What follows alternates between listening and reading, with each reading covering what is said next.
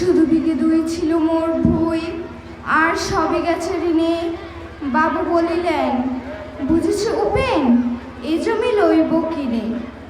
কহিলাম আমি, তুমি ভূস্বামী, ভূমির অন্ত নাই।